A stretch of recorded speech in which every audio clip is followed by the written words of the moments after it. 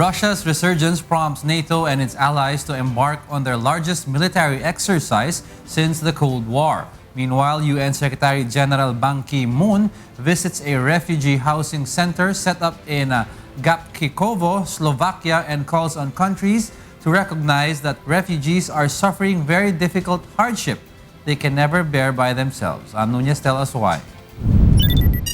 In Slovakia, UN Secretary General Ban Ki-moon on Monday, October 19, offered thanks to Slovakia and Austria for their treatment of migrants during a visit to a shelter set up in the Slovakian town of Gabcikovo. Ban was welcomed by Slovak Interior Minister Robert Kalinak and Austrian Interior Minister Johanna Mikl-Leitner, who together toured the center set up in a former university campus and talked to asylum seekers housed there.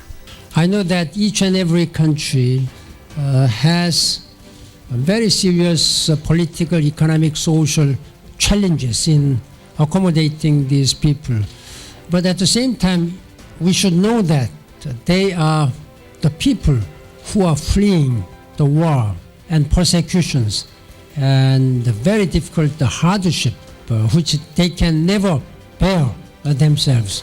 Austrian authorities deny asylum seekers are forced to go to Slovakia against their will, but stress they cannot pick and choose where they are accommodated while their applications are considered. In Italy, NATO and its allies opened the largest military exercise in more than a decade on Monday, October 19, choosing the central Mediterranean to showcase strengths that face threats from Russia's growing military presence from the Baltics to Syria. As planes flew over a gala ceremony for NATO's military and political leaders at an airbase in Trapani, southern Italy, Russia's resurgence was the central topic of concern, pushing NATO to embark on its biggest modernization since the Cold War. NATO officials insist the alliance is ready and able to defend any of its 28 allies from any threat, while its combined strength is far greater than Russia's military capacity.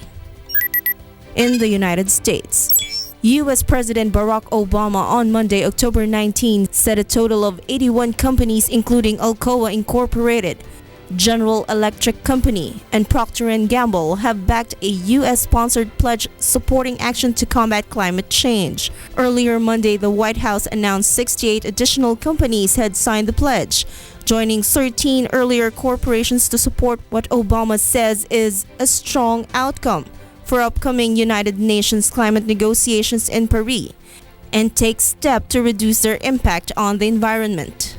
Obama is pursuing private sector support ahead of the UN conference, and more corporations are expected to sign the pledge before it begins on November 30, according to senior advisor to the president, Brian Dees. Earlier this year, Obama unveiled his Clean Power Plan aimed at reducing carbon emissions from the energy sector by more than a third by 2030. And Nunez reporting for Y News.